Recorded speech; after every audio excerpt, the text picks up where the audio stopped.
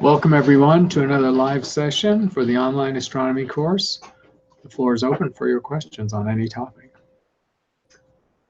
So there was some news recently that missing matter in the universe was recently found, and I was wondering if you could just talk about that finding and what that means for astronomy.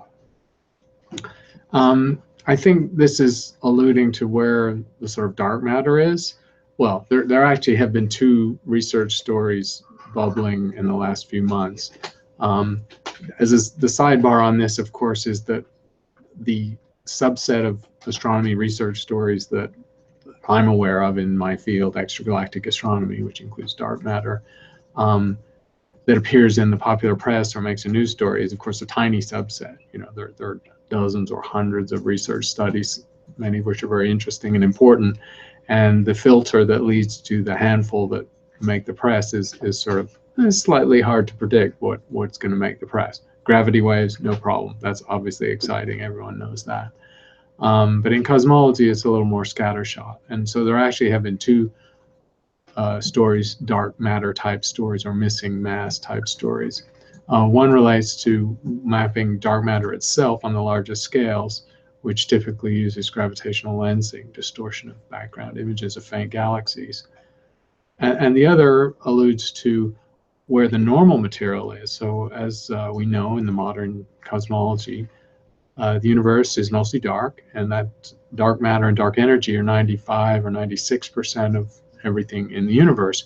The normal stuff, atoms, protons, neutrons, electrons, in all the stars and all the galaxies, the visible parts, is 4%. But most of that 4% is not known or identified, because if you actually count up all the stars and all the galaxies, that's only a quarter of that 4%, or about 1%. So there's been progress recently in tracking down the normal matter that's dark or dim or invisible. And a lot of it turns out to live far beyond galaxies in the intergalactic medium. Sometimes that dark matter is invisible because it's very hot, and so actually is very thin, diffuse, high-energy gas emitting in X-rays, and so it doesn't shine with visible light. And sometimes it's dark because it's very cold, and so it doesn't emit visible light. And so different research groups in a quite competitive environment have started to track down where all of that 4% is, only a quarter of which is in all the stars in the galaxies. That's the easy stuff to keep track of. Where the dark matter itself is, which is 4 times more abundant than normal matter, so we go from 4% of the universe to about 24% of the universe. That's a matter of ongoing research from many different projects, because the dark matter is distributed. It's definitely in galaxies. There's much in the Milky Way extending into a large halo. And every galaxy has a dark matter halo, that, as far as we know. But there's also dark matter in the vast spaces between galaxies in the universe in general, where gravity has not tended to sculpt it into concentrated shapes even over 13 billion years. So the question of where the stuff of the universe is work that basically involves hundreds of researchers across astronomy. All right, the next question is from Rami, who is on with us live, who asks, do you think that the SpaceX BFR rocket would be the next leap to Mars? And would it be actually useful as suborbital as well? So the question alludes to SpaceX and their current plans. There was an international astronautics, I'm not sure the exact title, conference in Adelaide or Australia just a week or so ago. And that was a big conference, thousands of people. Elon Musk made headlines, of course. He gave an invited talk, and he's always very newsworthy. And he used that conference to retool SpaceX's plans for colonization beyond the Earth. The BFR, I can't express that in detail. I work at a university, and this is a family broadcast, but it's a big rocket. But it's actually smaller than the rocket he was proposing a year or so ago. So Musk's plans a couple of years ago involved an interplanetary transport system.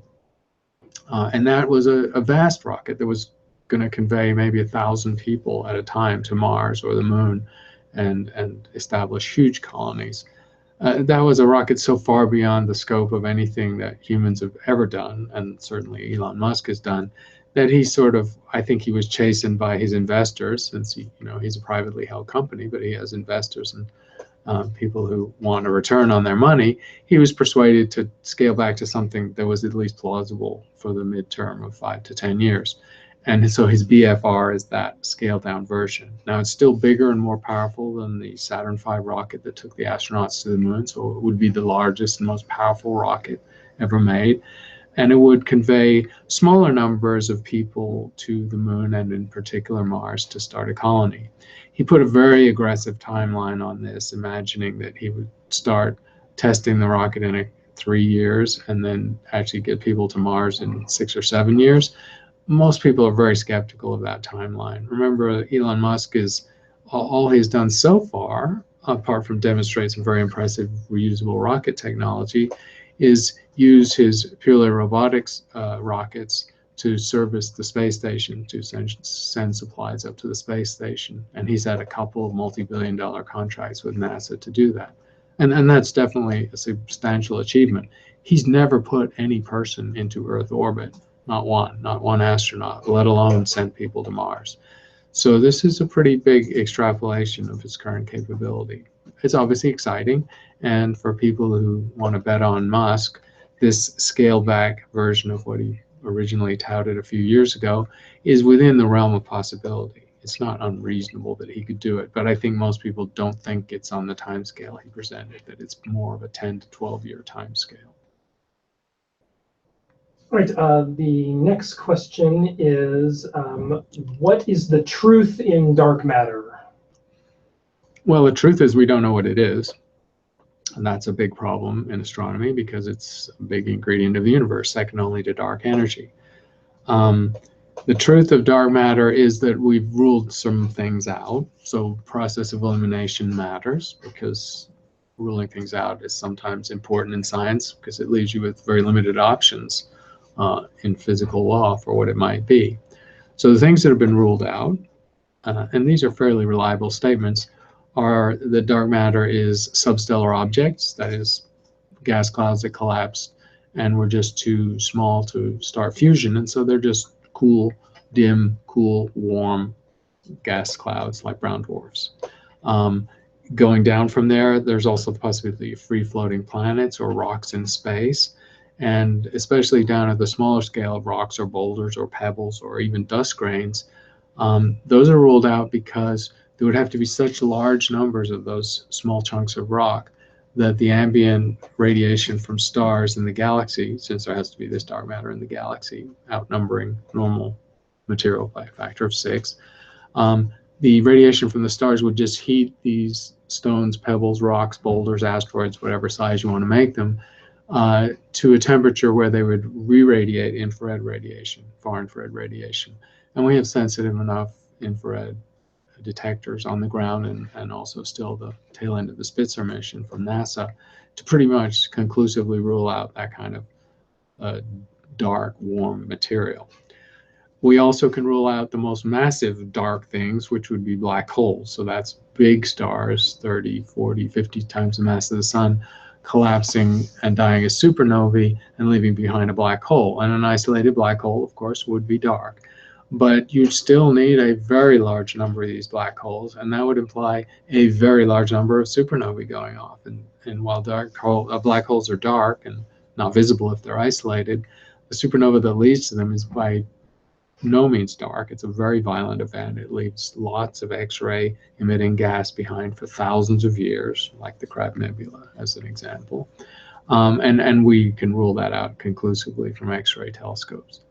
So with that work, we've eliminated everything from a black hole, a massive collapsed star, down to dust grains, microscopic dust grains even. And all that's left is subatomic particles. Fundamental particles would have to be a particle just as ubiquitous in the universe, in fact, more ubiquitous and more massive than an electron, a proton, or a neutron. There are some candidates for dark matter particles to make up the dark matter of the universe, emerging from unified theories that merge the forces of nature. So these are extensions of what's called the standard model of particle physics, and there are plausible candidates. But there's no experimental indication of their existence either from accelerators like the Large Hadron Collider or from lab experiments. So physics is not providing any help in the detection of dark matter. It hasn't happened in the lab, and it hasn't happened in accelerators. We've not been able to create a particle with dark matter-like properties. So astronomers are still trying to define better where dark matter is and what kind of stuff it is. But with astronomy, the tools are fairly blunt for carefully defining the physical properties of dark matter, especially if it's a subatomic particle. All that we can say, of course, is by definition, it interacts very weakly with electromagnetic radiation. So its interaction strength with that one of the fundamental forces must be weak. That's what we know. We also know that fundamental particle, if that's what it is, has to be pretty massive. And pretty much that's what people are looking for now. That's the final option on the table. All right, the next question is from a live viewer, Chow Victor, who asks, what kind of new technologies are being developed to improve telescopes beyond increasing lens size? So telescope design, it's pushing in the two directions that have led to the current largest telescopes in the world. They're two competing technologies, and they both work, and they both have led to innovation. One is the mosaicing of thin mirror segments. That was the strategy used by the Keck telescope, which uses hexagons, has 36 hexagonal 1-meter segments to make up the equivalent of a 10-meter telescope. So you butt these hexagonal segments, each of which is a piece of a parabola, so they're figured correctly, together in a framework that allows them to be microscopically adjusted to keep the shape of this sort of piecewise telescope. So the Keck telescopes were the pioneers of that approach, and that approach can be scaled up. And the 30-meter telescope that, until it was put on hold by legal action, was planned for Hawaii to take first light probably in 7 or 8 years, is a 30-meter version of that technology that's done with the Keck telescopes. So these are small lightweight mirrors that are kept in alignment and controlled to an overall parabolic shape by laser guiding, or rather lasers and actuators. The alternative technology is to build the biggest single monolithic mirror you can and make it as thin and light as you can, so that it's steerable, so that its temperature can be controlled, and that individually it produces good images. And that's the technology been used at my university, University of Arizona, with Roger Angel as the pioneer of that. And his oven limits him to making 8.4-meter mirrors diameter. And our Giant Magellan telescope in Chile, where the 5th mirror is actually about to be cast in a month or so, 5 out of 7 mirrors, will have an equivalent aperture of about 22.5 meters.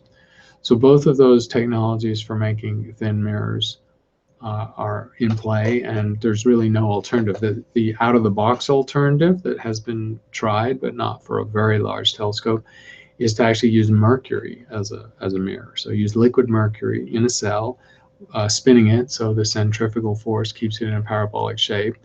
And of course, mercury is, I mean, it seems like it wouldn't be, but a lot of mercury is actually quite cheap. And it doesn't even have to be dangerous if you keep the vapor pressure and the conditions right.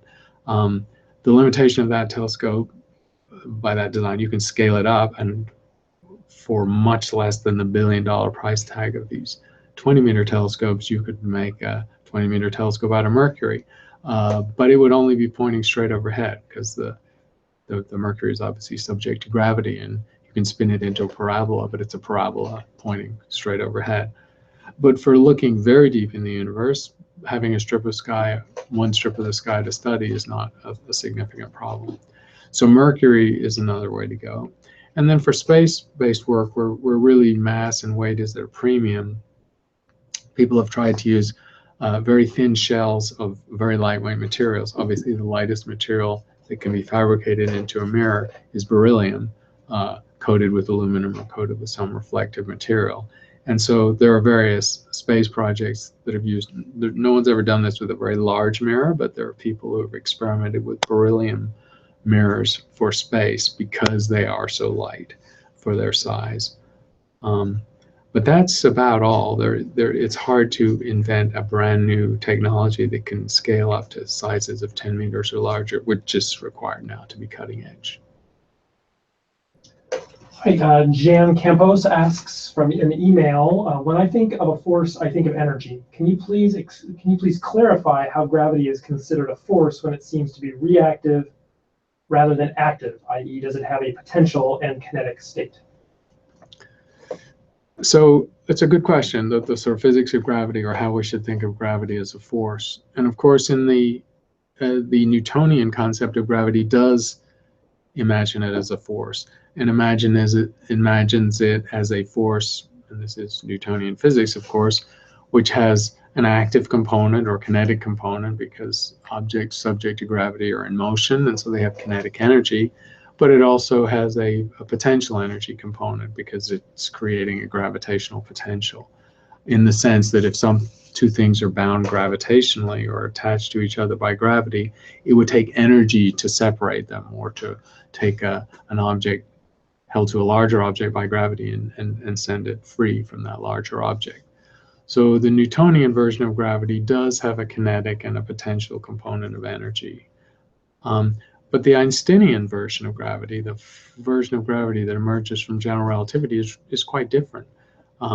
There's dynamics, of course. Objects are in motion and they orbit each other or can be bound by gravity. But the notion of the motion is very different because it relates to curved space-time. And so in general relativity, the presence of mass energy warps space-time, and the motion, or the kinetic dynamic part of gravity, is purely a function of the curved space-time. So the object is simply responding to curved space-time. You don't have to balance out forces or do vector diagrams of forces to understand motion in general relativity. You just have to say how mass and energy warp space-time. It's a very different conception. So it turns what is a dynamic theory of Newton into a geometric theory of Einstein. It's a fascinating change in the concept of gravity. All right, our next question is also from email, from Sri Rudra, who asks, hydrogen seems to be the first element which is the prime mover to start stars.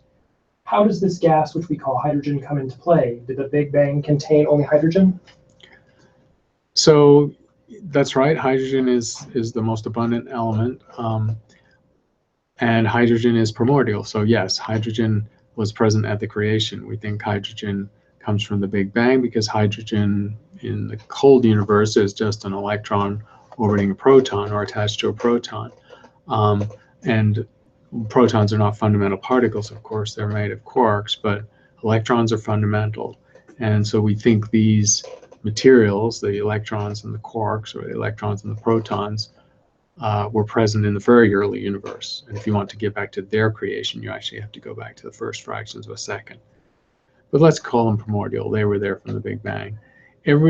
And the Big Bang, of course, as the theory, as part of the confirmation of the theory in the 1970s, involved a state in the first few minutes where the temperature of the universe was millions of degrees, sufficient for fusion to occur. And so the universe, in the same way that a star does, created a small amount of very light elements while it was still very hot and expanding very fast. And that includes helium, but it also includes deuterium and tritium and lithium, just the handful of lightest elements in the periodic table. And so the Big Bang theory predicts, or rather explains, where the helium, the bulk of the helium and the tritium and lithium and deuterium in the universe come from. And so those ingredients were all in space. They were all available within, 10,000 years after the Big Bang and thereafter. And so when stars started to form, those stars were forming from gas that already included, was mostly hydrogen, but about 1 part in 8 by mass was helium, and there was very tiny amounts of those other light elements. And so that's the gas that goes into stars really from the early history of the universe forward. And then stars, of course, have been creating all the other elements, the heavier elements, And when stars form in subsequent generations, they incorporate the elements that have been made by previous generations of stars. So gradually, the chemistry of the universe and the material that new stars are forming from has been enriched by heavy elements. But none of those heavy elements were present at the Big Bang. Great. The next question is from a live viewer, Gerald, who asks, is there any plan, even theoretical, that calls for building a large spacecraft in space so that the vehicle would already be outside the atmosphere and to conserve fuel? There are plans, but there's no funded plan. So it's a good question. Obviously, you know, the cost of space travel really is based on the difficulty of dealing with Earth's gravity. So just use Apollo as a pretty good example. Saturn V rocket. You have this huge rocket, bigger than the Washington Monument. This a huge amount of mass, 95% of which is just burned out to send this small payload, smaller than a phone booth, to the moon, with 3 astronauts crammed in it. So you've used 95% of your mass as fuel, just burned it to convert into kinetic energy, a capsule that you get to the moon. Obviously, if you didn't have to pay that energy price of getting into Earth orbit, and you could build your interstellar or interplanetary transport in orbit, then the fuel costs are much less. Also, the stress costs are less. The Earth, you know, anything lifting off from the Earth is subject to enormous forces and accelerations and vibrations and so on. Now, when you build a rocket or a spacecraft in Earth orbit and then send it further out, you can avoid that. I mean, it has to have structural integrity. And in fact, the biggest issue for a spacecraft is damage from micrometeorites or impacts. But it's not subject to the shaking and stress and even heat stress of going through the atmosphere. So the designs that people have on the drawing board for building spaceships or spacecraft in Earth orbit, they look quite different, these spaceships, than the kind of streamlined rockets, capsules sitting on top of rockets that we use on the Earth. And people really want to do this because it's going to make the cost a lot less. So what do you need? Well, obviously you need a lot of infrastructure. You need to be able to assemble your rocket in Earth orbit. And even better, now, you know, you haven't saved much money if you have to bring all the pieces into Earth orbit and then assemble them. You still had to raise that amount of mass in the Earth's gravity, so your energy cost is no different. But what would save money is if you could either use raw materials that are already available, or say harvest those raw materials on the moon, which has much lower gravity, or fabricate the complicated components in Earth orbit using 3D printing technology, which is maturing rapidly, and NASA's already invested in it. So yes, I think the future of space travel within the solar system will largely, in the end, involve vehicles that are constructed in Earth orbit or possibly in moon orbit, with the materials being brought up from the moon. And that is several decades away. So there is no current NASA program. NASA has propulsion technology experimentation and little seed programs, but nothing like I've just described is on the horizon with NASA for 20 years. So if it's going to happen sooner than that, it'll have to be a space entrepreneur like Elon Musk. All right, the next question is from Brigitte, who is on with us live. And the question is, have you heard of the Asgardia Space Nation? And do you have any thoughts on it? And there's a follow-up question if you have or not. No, the word is familiar, but I haven't read about it. So I'm afraid I'm going to have to punt on that one. All right. So the next question is from Steve, who asks, how long will the cosmic microwave background be visible by us before it falls over our horizon? Interesting question. So the little background needed on that. The microwave background radiation is, of course, the relic radiation from the Big Bang. It's our best indication, our best evidence that the universe was once hot, small, and dense, and therefore it's the best evidence that the Big Bang actually occurred. After expansion, since the microwave background radiation was created as a smooth form of radiation, uniform in all directions, about 400,000 years after the Big Bang, when stable atoms formed, and so photons could travel freely. Now, at that time, the radiation in the universe was higher energy. It was sort of like dull infrared on the edge of optical photons. Since then, and that radiation has been traveling freely through space, expanding space. Since then, the universe has expanded by a factor of 1,000, so it's 1,000 times bigger and 1 billion times less dense. And that radiation has stretched by that same factor due to redshift. And so the dull infrared photons have become microwave photons. And that's what we see with our radio telescopes now. Looking out in any direction, we see the microwaves left over from the Big Bang. So the question alludes to what happens in the future, because one of the things that's happening is the universe is not only expanding, it's expanding at an accelerating rate due to dark energy. And the question alludes to a very strange phenomena that is predicted to happen. It's a simple extrapolation of the cosmic expansion, which is eventually regions of space are going to start receding from us faster than light. Now, there are some distant regions of the universe, when we look back in time, we're moving away from us faster than light. And so there are regions of the universe looking back in time that we can't see because the universe was expanding faster than light speed, and so that light hasn't been able to reach us in 14 billion years. But if we play out the future, something similar happens, because objects that we now can see with our telescopes will one day, if dark energy continues its accelerating effect on space-time, will one day be moving away from us faster than light speed. And that means they will be removed from our view in the distant future.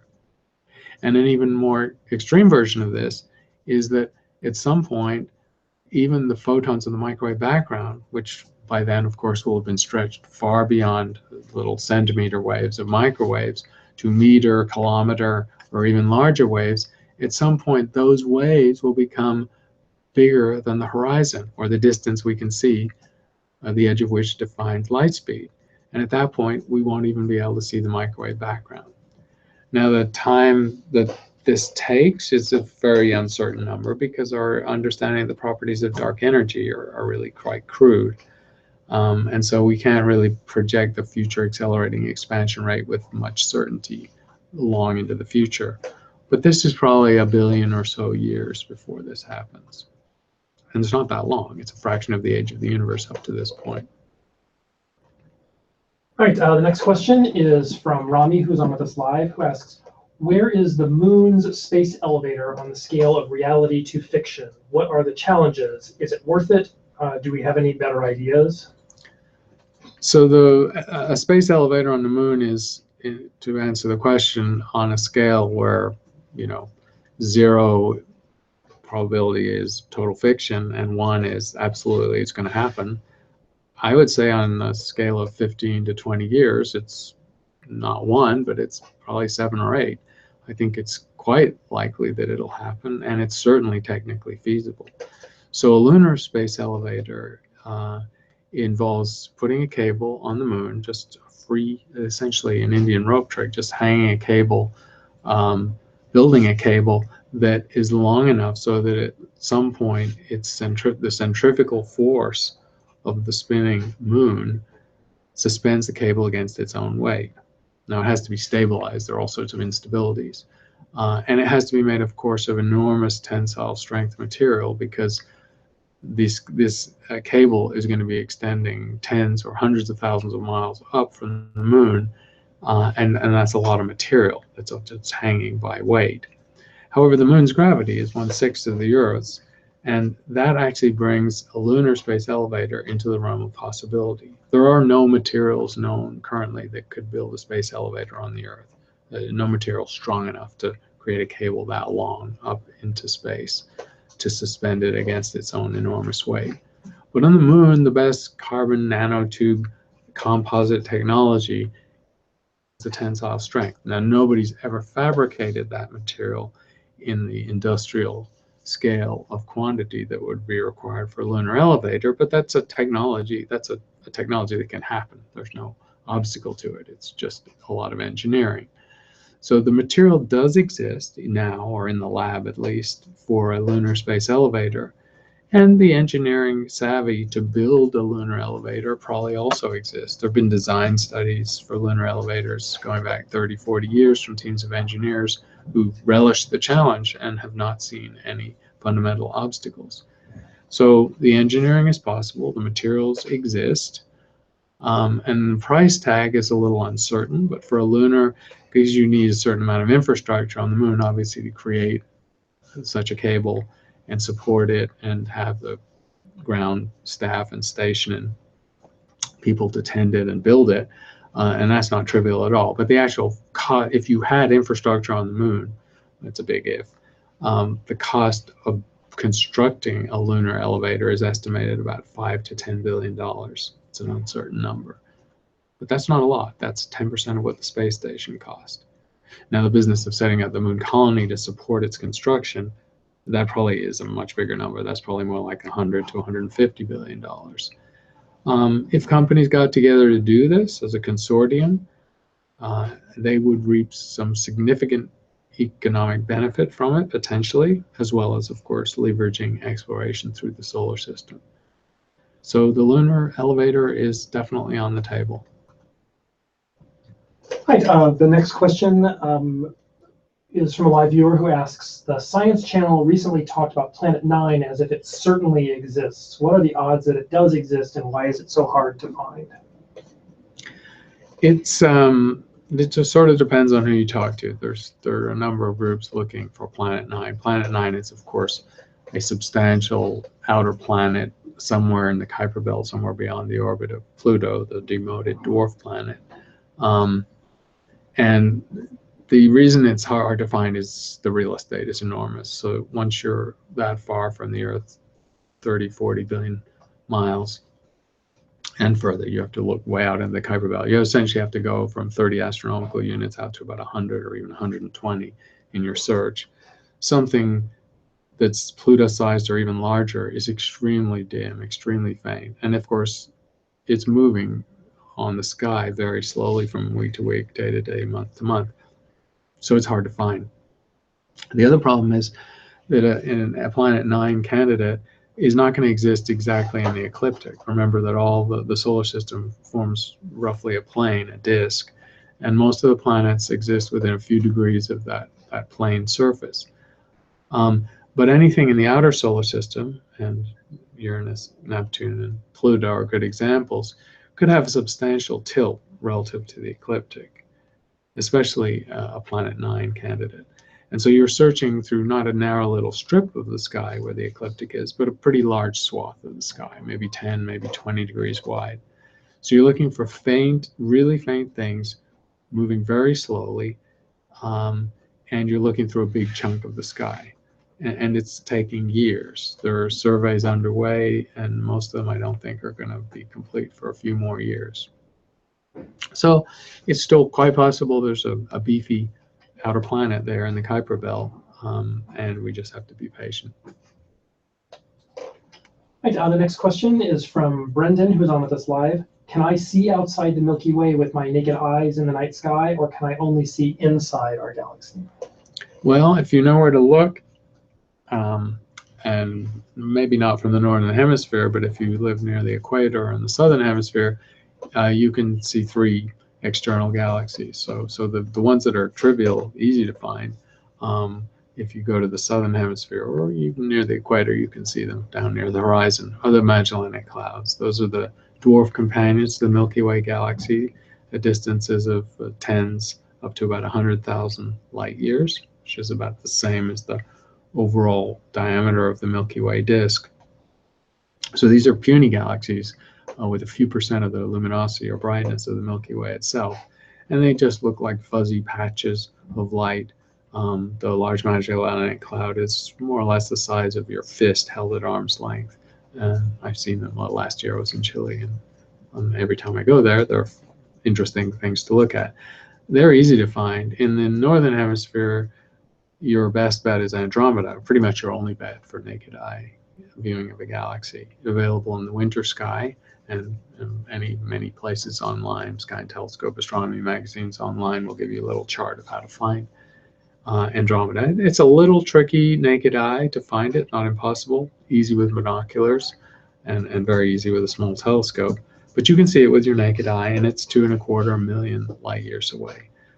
So it's always a buzz for people when they first see Andromeda, because they have to remember, and anyone showing them will remind them, that the light they are seeing left, or was emitted from that galaxy before modern humans were really modern. So our sort of very, very early ancestors, way before we left Africa. It's an amazing journey for light. Right, the next question is from a live viewer who asks, do you think humans will be able to colonize another planet before exhausting the resources of Earth? I think so, but not in large enough numbers to deal with the resource issue. So the momentum towards colonizing the Moon and Mars is significant. It comes partly from NASA, which has fairly cautious plans that are 10, 20, probably 30 years away from any kind of significant colony, and more aggressive plans from the private sector, in particular Elon Musk, who we've talked about already today, but also other space entrepreneurs who intend it as a going proposition, as a money-making, economically viable enterprise. So these things are likely to happen one way or the other within a few decades, but they're only, in the time scale, and for significant time beyond that, they're only going to involve maybe a few dozen people, possibly 100, 200 people. That would be a viable colony, self-sustaining colony. The wholesale migration of humans to another to another world, any other world, the Moon, Mars, or even just off Earth into orbit, is implausible. It's ruinously expensive, extremely difficult, and it's just never going to happen for more than the tiniest fraction of the Earth's population. So this business of leaving the Earth is not really a solution to the resource issue, because 99.99999 and then a few more %9 of the Earth's population is kind of stuck here. And that's true not now, but probably in 50 or even 100 years from now. So if we're starting to run out of resources, then we're just going to have to deal with it. All right, our next question is, was there an explosion at the time of the Big Bang, or just rapid expansion?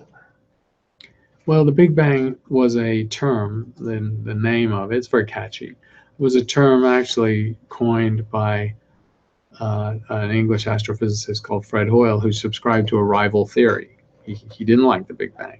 And so he sort of intended the Big Bang moniker as a pejorative title. You know, I mean, he wasn't really super critical of it. It was sort of humorous, mock humorous. And of course, it was catchy enough that it stuck. So the Big Bang is the early hot dense expansion from a state, an unimaginable state, really, 13.8 billion years ago. Now, Big Bang implies a sound, but there was no sound. There were no people to hear the sound if there had been a sound. So the universe doesn't really make a noise. It's the unfolding of space-time from a highly dense, convoluted, contorted, and curved state. And so that space-time unfolds, and everything is within it. Of course, all the matter in the universe and space itself is within that initial highly curved kernel that the Big Bang turns into. But there's no noise. And so in that sense, the Big Bang is just a sort of evocative description rather than a literal description. All right, the next question is from someone who's on with us live, who asks, I'm curious, what are your thoughts on the possible explanation for the handedness of amino acids by the sun's radiation while those were in the solar medium, or as compared with those in the solar medium? So the handedness of molecules is an interesting issue. It's in the chemistry jargon, it's racemic mixtures. RACEMIC is the adjective, and that essentially means the handedness of, if a molecule does have a hand, like the two gloves, the left and the right-handed glove have a very particular orientation, which is reflected by a mirror. Molecules do the same thing. They have a helicity or spiral nature. They can go one of two directions. So complex or organic molecules have helicity, have handedness in that sense. And it's notable that life on Earth has formed from one version of these two hands. It doesn't use both of them equally. And so it tends to prefer the left-handed molecules, as it turns out. Now, the understanding of that, it makes sense. Even if nature formed molecules of equal number, left and right hand, then biochemistry cares about efficiency. The efficiency of life is not to waste energy. And so if you have to play out every chemical reaction in two different versions, that's rather inefficient. And so the speculation is that in the emerging biochemistry of early life on Earth about 4 billion years ago, possibly the left and right-handed life experiments were both playing out in parallel, and one just took precedence, or biochemistry essentially narrowed down on one of the two possible pathways to avoid dispersing its effort, if you like, over the two pathways. So biological life on Earth has one of these two possible forms of handedness. And an important question for people who study molecules in space is, what do molecules in space look like?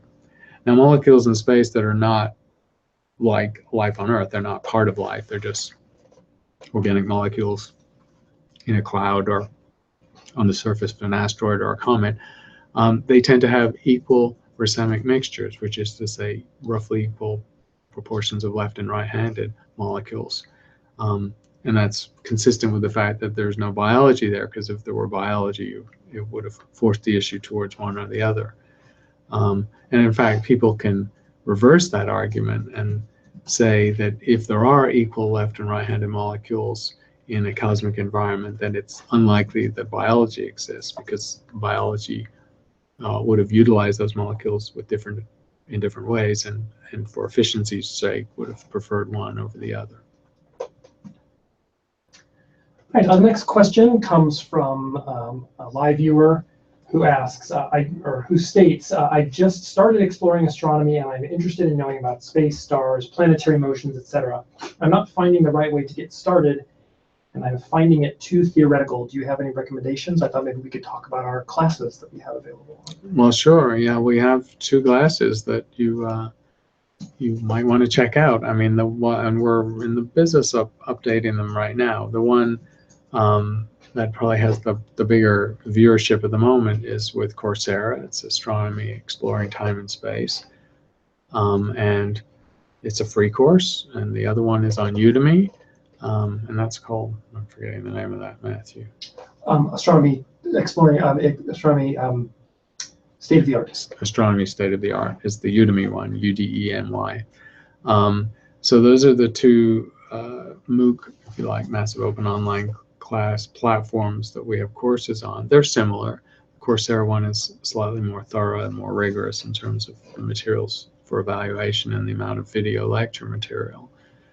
But both of them are free, open to anyone. About 40% of the people enrolled in these classes are in foreign countries, and that's pretty traditional for this field.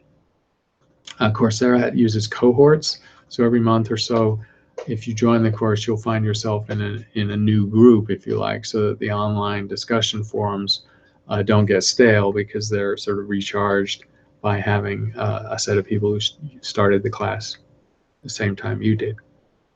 Question of how long it takes to do the class, that's not laid in stone at all. You can do it at your own pace. So these are self-paced courses.